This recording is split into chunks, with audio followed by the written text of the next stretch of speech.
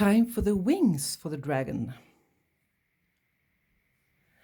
And for wings, you can use any kind of wool material. This is a kind of, I tried to make a scarf once with a little luster fibers and a little yarn in it, but it wasn't very good, so I decided to cut it up.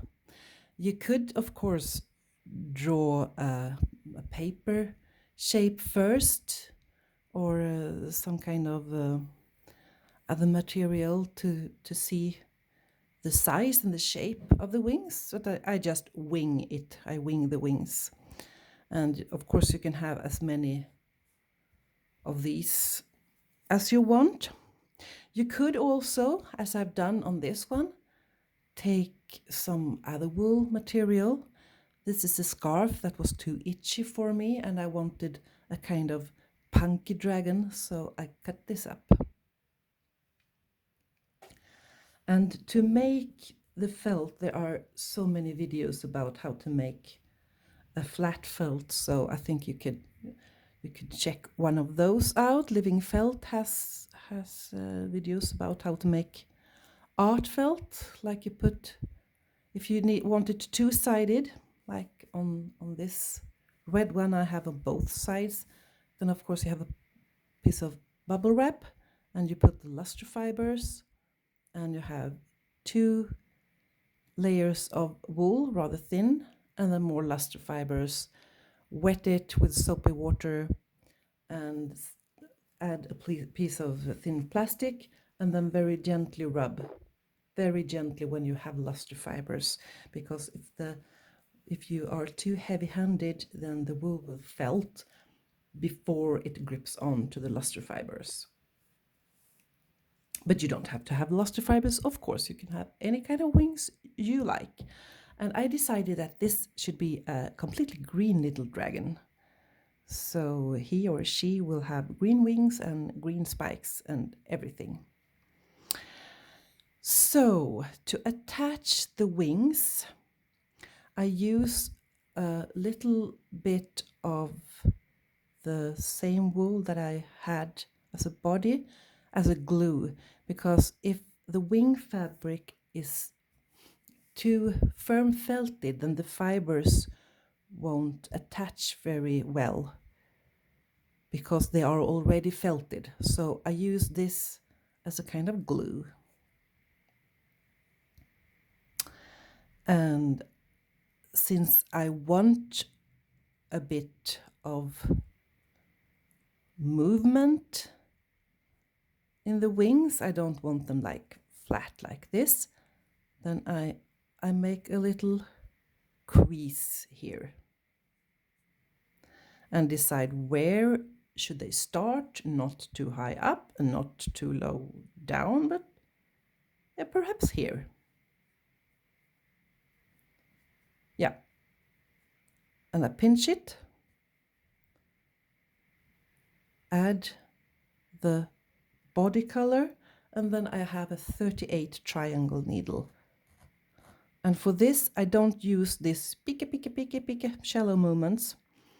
I use deep movements, deep and careful movements, because I don't want to do this on the surface. It's supposed to go through the wings and into the body. So deep, careful, controlled movements.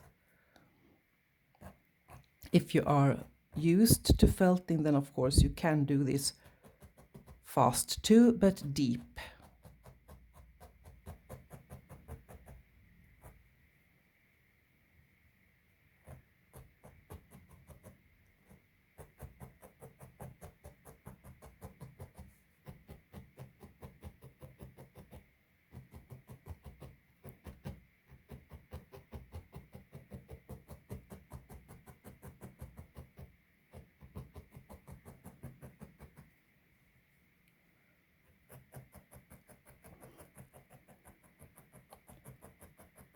And you can tear this off, or you can felt it down.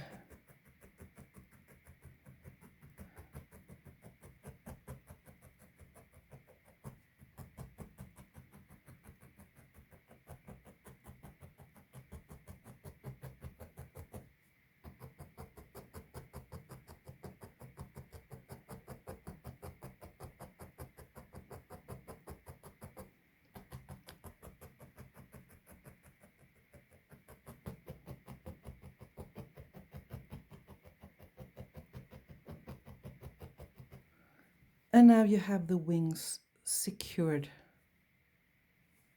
here.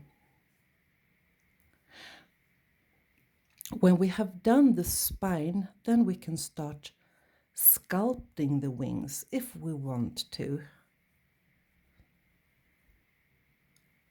But since we are going to work here now, well, not now, but in the next video, then we'll leave them here for now. And the little arrow on the end of the tail, you could take a triangle from the same material if you want, or you could have a completely different color, whatever you like. And check, is it a good size? I think maybe it's a little bit too big. So I'll cut it a little. And I could use a little glue inside. I haven't felted the tail so firm because I want the fluff as a kind of glue, so maybe I don't need extra.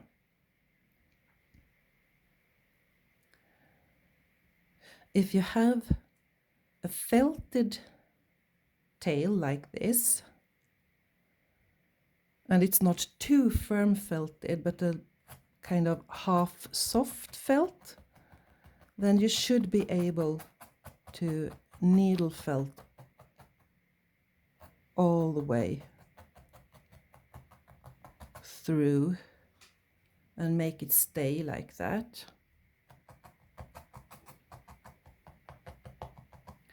And now I need a finer needle. I need a 40 or a 42, and I don't have any 40 here, so I'll take a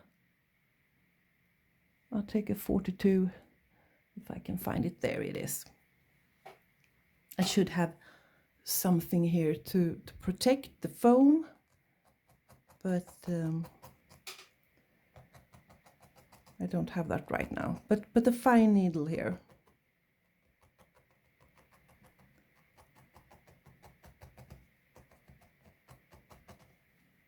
And turn it around.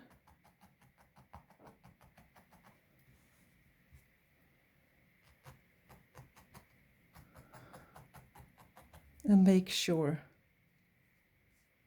that it's felted all through. If you have like another material,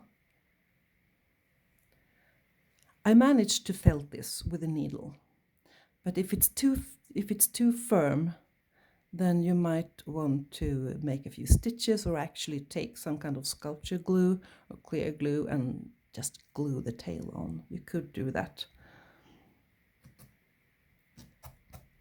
So in the next video, we are going to attach the spine, and then we can work on the wings. So next video will be the last.